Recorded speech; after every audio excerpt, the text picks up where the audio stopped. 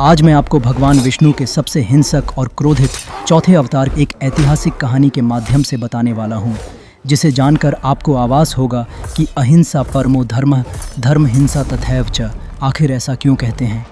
बहुत समय पहले की बात है, जब दैत्यों के राजा हिरण्यकशिपु का तीनों लोकों में आतंक फैला हुआ था।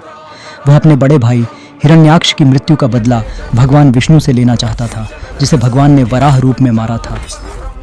हिरण्यकशिपु ने ब्रह्मा जी की ऐसी घोर तपस्या की कि देवता भी डर गए। उसने वर्षों तक बिना अन्न जल के तप किया, जिससे उसके शरीर से इतनी अग्नि निकली कि सारा संसार तपने लगा। जब ब्रह्मा जी प्रसन्न होकर प्रकट हुए तो हिरण्यकशिपु ने बड़े ही छल से एक ऐसा वरदान मांगा जिसने उसे अमृता के करीब पहुंचा दिया। उसने कहा, प्रभु मुझे वरदान दें कि मेरी मृत्यु न किसी मनुष्य से हो, न किसी जानवर से, न घर के अंदर हो, न बाहर, न दिन में हो, न रात में, न किसी अस्त्र से हो, न शस्त्र से, न धरती पर हो, न आकाश में, और न किसी जीवित या मृत प्राणी से। ब्रह्मा जी ने तथास्तु कह दिया। इस वरदान ने हिरण्यकशिपु को अहंकार से चूर कर दिया। वह स्वयं को भगवान मानने लगा और ऐलान कर दिया कि अब से केवल उसी की पूजा होगी, और जो कोई भगवान विष्णु का नाम लेगा उसे मृत्युदंड मिलेगा। लेकिन विधि का विधान कुछ और ही था। हिरण्यकशिपु के घर एक पुत्र का जन्म हुआ जिसका नाम था प्रहलाद। बालक प्रहलाद अपनी माता कयाधु के गर्भ में ही देवर्षि नारद के उपदेशों से भगवान विष्णु का परम भक्त बन चुका था। जैसे जैसे प्रहलाद बड़ा होता गया, उसकी भक्ति और बढ़ती गई। वह दिन रात नारायण नारायण जपता रहता। यह देखकर हिरण्यकशिपु का क्रोध 7वें आसमान पर पहुंच गया। वह अपने ही बेटे से पूछता, तू किसका नाम जपता है? तेरा भगवान कौन है? प्रहलाद मुस्कुराकर कहता, पिताश्री, मेरे प्रभु नारायण ही सारे जगत के स्वामी हैं। वे कण कण में विद्यमान हैं। यह सुनकर हिरण्यकशिपु आग बबूला हो जाता। उसने प्रहलाद को विष्णु भक्ति छोड़ने के लिए तरह तरह से समझाया, डराया, धमकाया, लेकिन प्रहलाद अपनी बात पर अडिग रहा। तब हिरण्यकशिपु ने उसे मारने की कई कोशिशें न की था। उसने प्रहलाद को जहर दिया, लेकिन भगवान के नाम से वह अमृत बन गया। उसने उसे हाथियों से कुचलवाने की कोशिश की, पर हाथी उसे छू भी न सके। उसने उसे ऊंचे पहाड़ों से नीचे फेंकवाया, लेकिन धरती माता ने उसे अपनी गोद में उठा लिया। यहाँ तक कि उसने अपनी बहन होलिका की मदद ली, जिसे वरदान था कि वह अग्नि में नहीं जलेगी। होलिका प्रहलाद को लेकर अग्नि में बैठी, लेकिन भगवान की माया से होलिका जल गई और प्रहलाद सुरक्षित बाहर आ गया।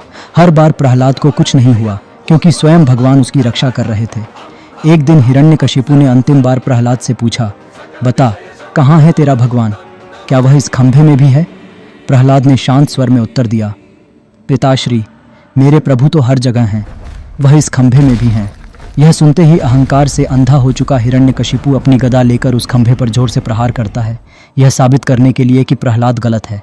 तभी एक अविश्वसनीय घटना घटित हुई। एक भीषण गर्जना के साथ वह खंभा फट जाता है और उसमें से एक अत्यंत भयानक आधे मनुष्य और आधे सिंह का अद्भुत रूप प्रकट होता है। यह थे भगवान नरसिंह। भगवान नरसिंह ने हिरण्यकशिपु के वरदान का सम्मान करते हुए उसे पकड़ लिया।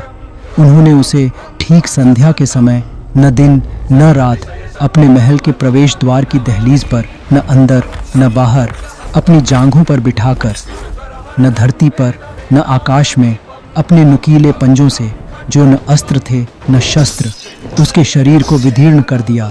इस प्रकार हिरण्यकशिपु का अंत हुआ। हिरण्यकशिपु का वध करने के बाद भी भगवान नरसिंह का क्रोध शांत नहीं हुआ।